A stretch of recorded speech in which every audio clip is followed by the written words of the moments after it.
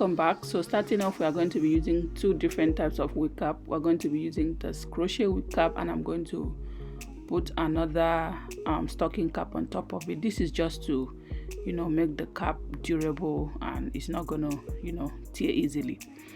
So next, I'm going to sew on this lace on top of the wig cap. This lace is where we are going to be making our own closure, and yeah, so I'm just going to go ahead and sew this in. When I was sewing this lace, I realized that it was a little bit too big, because the more lace you put on there, the more work you will have to do, and you're going to see that towards the end as we proceed. So yeah, that was why I had to go in a little bit, and I later cut off the excess.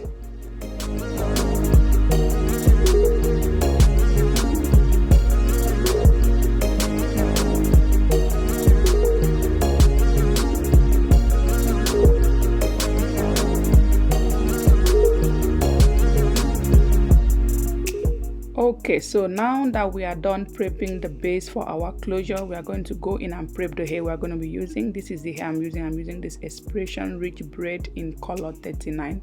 It's kind of like a burgundy reddish color, and so yeah, I'm going to go ahead and cut it into two, and then I'm going to further cut each part of the extension into two. So altogether I cut it into 4 pieces, if that makes sense. And of course, you want to make sure that you feather it out a little bit, just to give a little more natural look. So yeah, from here we are just going to go ahead and crochet this hair onto this wig cap. I believe that everyone knows how to crochet, but just in case you don't, you're just going to put your needle through the holes in the wig cap, like 2 to 3 holes. Don't do individual holes, because then you're going to end up with a lot more hair than you want. So make sure to space it out. It's better to come back at the end and put in more hair than to do all that work and realize that it was too big or it was too heavy and have to take it off. So yeah, my advice will be always try to space it out. And like I said, I'm doing 2 to 3 holes at a time.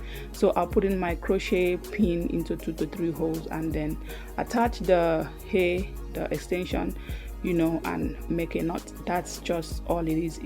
Like, that is all you have to do when doing your crochet. So crochet is actually really simple. As for the size of the extension, I would advise that you don't use too big. Like, don't make it too big and don't make it too small. Just stay in between the middle, like in the middle, the medium size.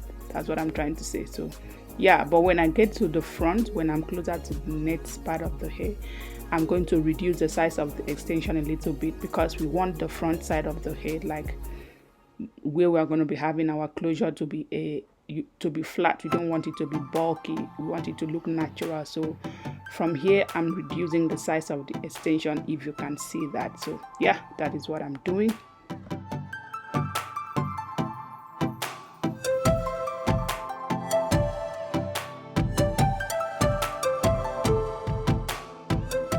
Okay, so now that we have gotten to the lace part of the hair, now this is where the work is. Not too much, but this is where the bulk of the work is. So I have changed my crochet needle. You can see this one is a little bit small, like actually really tiny. So here we are going to try and make our own closure. So this part is a little bit tricky. If you have not done it before, you will have to practice and practice and practice.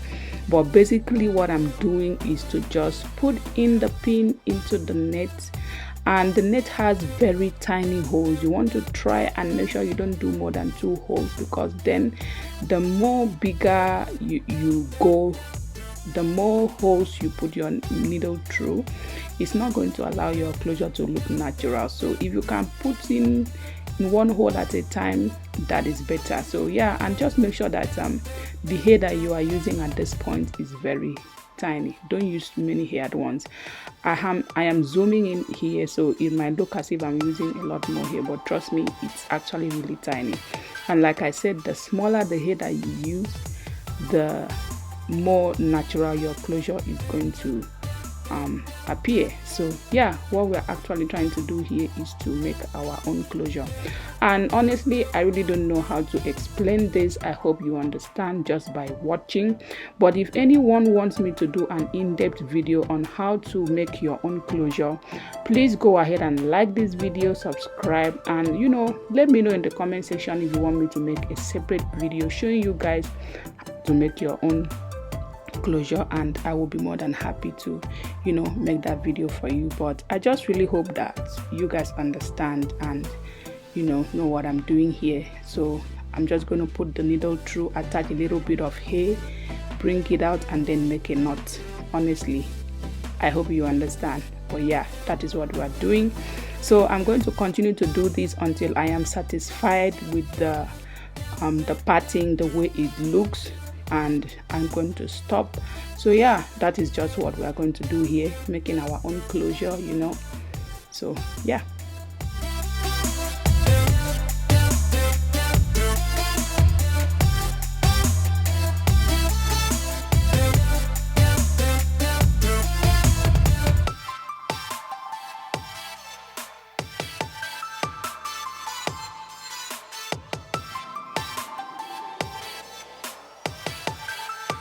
Okay, so right about here, I think I'm satisfied with how my closure looks. It looks natural, just the way I want it to look. So I'm going to stop, and that is what it looks like. So you can go ahead and wear this hair the way it is.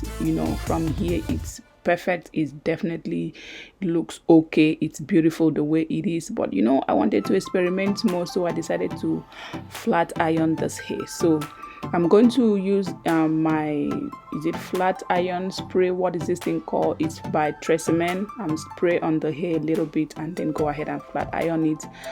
But when you're flat ironing this hair, don't forget that this is Kanekalon hair, so you want your flat iron to be in the lowest settings, really low, because if you use anything high, it's going to melt this hair and all your hard work is going to be in vain. So just make sure that your flat iron is at its lowest setting, and that is why I'm going through it like several passes, because it's not hot, it's low, it's in its low setting, so it's not hot.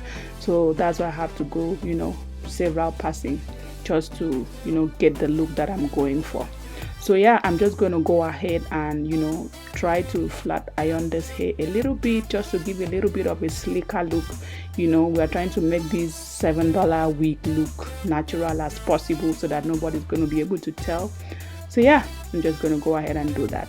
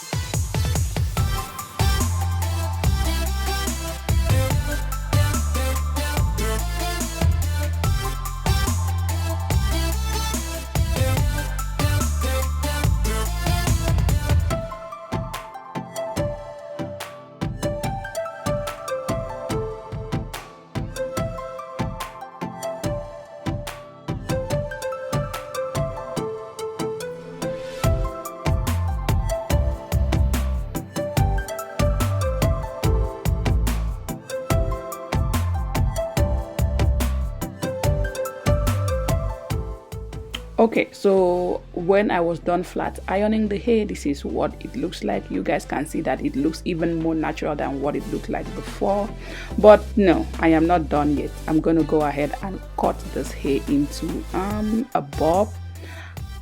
You really don't have to do this step. Like I said, I was just trying to experiment on the different things that I can do with this hair. So you definitely don't have to do this if you don't want to.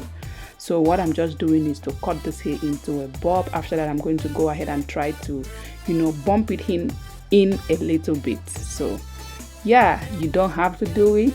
You don't have to do it. It's just me. I wanted to experiment. So that is what I am trying to do here. And yeah.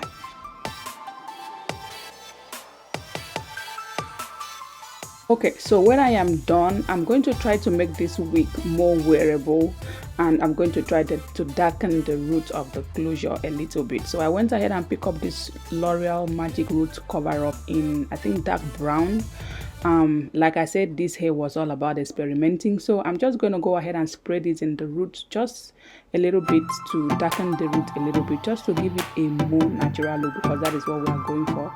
Don't forget to cover your pattern so that you don't end up with a black pattern, even though I still had some on it. But yeah, that is just what I'm trying to do, to make the root a little bit darker, and this is just going to help make the wig look even more natural. So because I had some of the spray on the pattern, I'm going to go ahead and put in apply some of my concealer. There you have it. Our $7 dark root bob wig is all done. You cannot tell me anything. This wig looks more expensive than what it is. And yeah, I really hope you guys enjoyed this video. Please don't forget to like, subscribe, and give me a thumbs up. Comment below, let me know what you think. God bless you, and I will see you in my next one. Bye.